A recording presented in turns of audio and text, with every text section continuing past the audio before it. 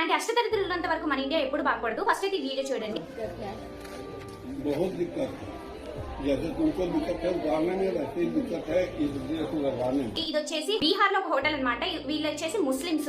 So వీళ్ళు మెహందీ పెట్టడానికి ఒక కాంట్రాక్ట్ ఉందన్నమాట. ఒక ఆర్డర్ వచ్చింది. దట్ టు 40 to 50 మెంబర్స్ కి పెట్టాలి. అది 1.5 lakhs పడుతున్న ఆర్డర్. సో ఇక్కడ ఏమైందంటే మెహందీ పెట్టాలంటే అక్కడ ఒక పెద్ద ఓల్డ్ ఏజ్ ఆయన అనేసి ఏం చెప్పారంటే, మీరు మెహందీ పెట్టాలంటే మీ బుర్కా నిఖాబ్ ఉన్నాయి కదా, సో అవి తీసేసి లోపలికి వచ్చాక మీరు మెహందీ పెట్టండి, అప్పుడైతే నేను ఎలో చేస్తా అన్నారనమాట. అప్పుడు వాళ్ళు ఏమన్నారంటే, సో ఇది మాకు అవసరం లేదు, క్యాన్సిల్ చేసేయండి అన్నారనమాట. ఇందులో ట్విస్ట్ ఏంటంటే, వాళ్ళ గ్రూప్ లోనే, అంటే వాళ్ళు ఉన్న గ్రూప్ లోనే, ముస్లిమ్స్ ఉన్న గ్రూప్ లోనే, సో అందులో ఒక హిందూ అమ్మాయి కూడా మెహందీ ఆర్టిస్ట్ అన్నమాట. ఇక్కడ చూడాల్సింది వర్క్, క్యాస్ట్ కాదు. సో వాళ్ళ పని నచ్చకపోతే వెళ్ళిపోవండి, మీకు అవసరం లేదు అన్నా బాగుంటుందిలే. కానీ వాళ్ళు హిజాబ్ వేసుకుంటే మీకెందుకు, ఏం వేసుకుంటే మీకెందుకు? రేపటి రోజున ఇప్పుడు ముస్లిం పెళ్లిళ్ళకి ఎవరైనా హిందూస్ వాళ్ళు ఇలాగే వచ్చారనుకోండి, మీరు బుర్కా వేసుకుంటేనే మేము ఎలా చేస్తాం, మీరు బుర్కా ఇస్తేనే మేము డబ్బులు ఇస్తాం, మీరు బుర్కా వేసుకుంటేనే ఈ పని చేయనిస్తామంటే బాగుంటుందా? వేసుకున్న వాటిని బ్లేమ్ చేసి ఇట్లా మాట్లాడడం నిజంగా నిజంగా నిజంగా రాంగ్ అనమాట. సార్ మీ ఒపీనియన్ ఏంటి? నాకైతే ఇలా అనిపించింది. మరి మీ ఒపీనియన్ కూడా ఖచ్చితంగా కామెంట్ చేయండి. ఇది అందరికీ తెలియాలి. సో ఇలాంటి వాళ్ళు ఉన్నంత వరకు నిజంగా మన ఇండియా నిజంగా బాగుపడదు. అసలు ఈ బుర్కాలు చూసి, ఈ క్యాస్ట్ చూసి ఇట్లా మాట్లాడడం ఏంటనేది నిజంగా నాకైతే చిరాకు గుర్తుంది.